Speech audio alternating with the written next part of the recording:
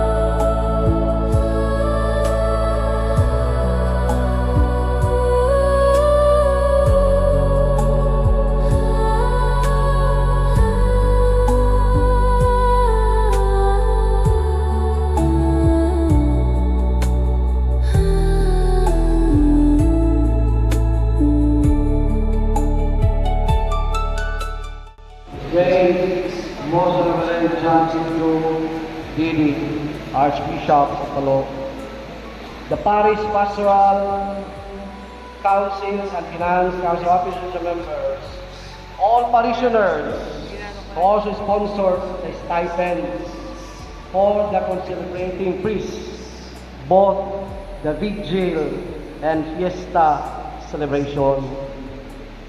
Those who sponsored the beautiful church decorations, Mrs. Grisini Varuna Restorymans, the Tanawan Lady Associations, TILAS, who generously provided food for both the Víspera celebration and the Fiesta Day meals. The food packs, too, is sponsored by Mr. and Mrs. Ramil and Judith Boko and family, Engineer Norberto Herente and Mrs. Milani Carino, and all other benefactors and Hermana Pasadas, whose generosity, whether seen or unseen, helped make this celebration possible. To our hardworking parish staff, parish secretaries, ministry leaders, volunteers, choir members, altar servers, lectors, commentators, collectors, decorators, SOCOM, Mother Butler Guild, sound engineer, police officers, tanods, kabalikat civicum, cleaners, cooks, and everyone who offered their time and talents.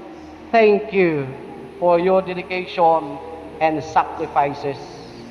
Finally, to all our beloved parishioners, thank you for your cooperation, prayers, generosity, and active participation.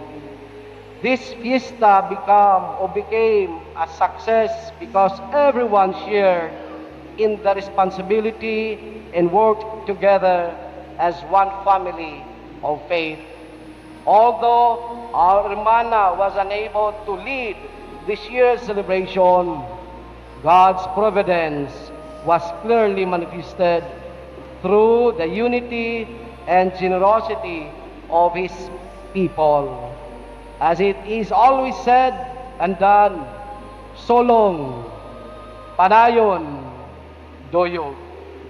May our patroness, Mama Mary, continue to intercede for us, and may the Lord bless each one of you 100-fold for your generosity, love, and faithful service to the church. Damo nga salamat, viva la Virgen, viva Nuestra Señora de la Asunción, and may God bless you always. Ngan Archbishop Tuguti and Paris Pastoral Council o Finance Council paghatag in simple token nga akong tatawagan ang aton Vice Chair Mano Pedring Gubinsyong Gumab Mabel and Archbishop apagsaurog ang Mahal Virgin Maria inabot og 237,390 pesos plus $200. Damo nga salamat potro ka iyo nga tanan. Layon pagtindog. The Lord be with you.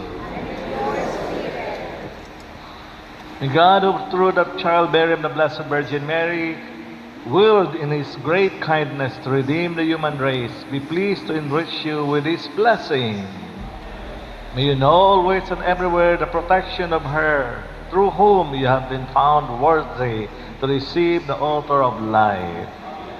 May you, who have been devoutly gathered on this day, carry away with you the gifts of spiritual joys and heavenly rewards. And may the blessing of the Almighty God, the Father, the Son, and of the Holy Spirit come down on you and remain with you forever. Go forth, the Mass is ended.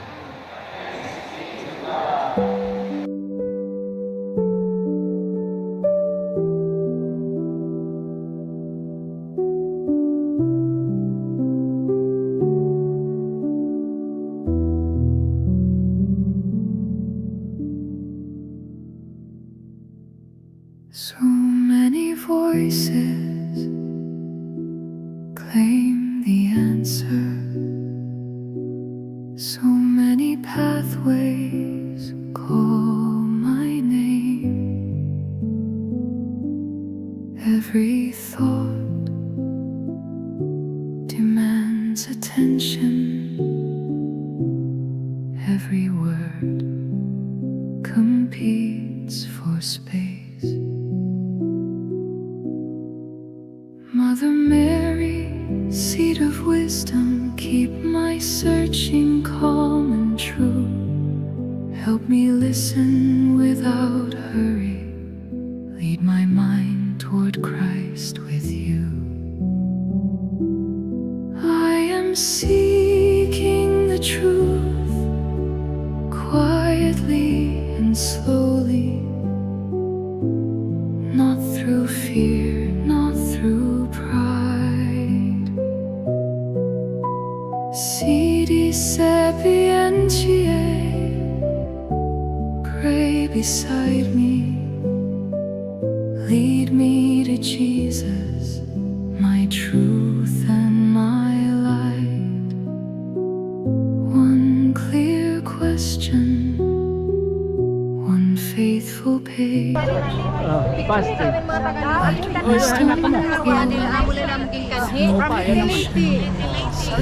Balik tanawan. Sakay ito niya ha. Ano nga? Ito niya. Happy Fiesta. Happy Fiesta po dyan.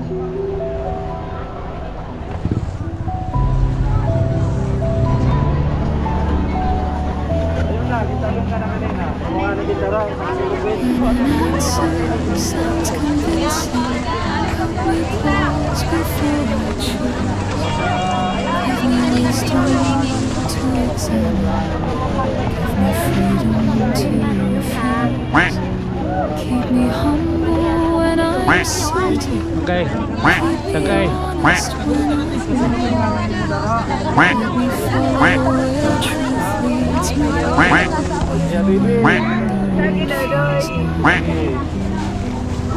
I am seeking the truth quietly and slowly, not through fear, not through pride. Sidi sapientiae, pray beside me, Guard! Ay, guard lead na! me to Jesus, Guard! my truth and my Ay, life. sangkay! One Ay, clear manalali. question, Usal anak na aro! unfaithful. Ay, sa pa yan. Usal anak na aro! Let wisdom grow through patience and Ako pa yung patron! grace. Happy New Year! Mary Ay, sir! Moped patron. Moped patron! Keep me from believing only what is comfortable. Keep me from rejecting what is difficult but true. Teach me to read carefully. Teach me to listen humbly. Teach me to separate truth from noise, wisdom from pride, and knowledge from distraction. Kikin! Holy Ano, Spirit, kikin! give me discernment, Jesus. You are the way, the truth, and the life. Let everything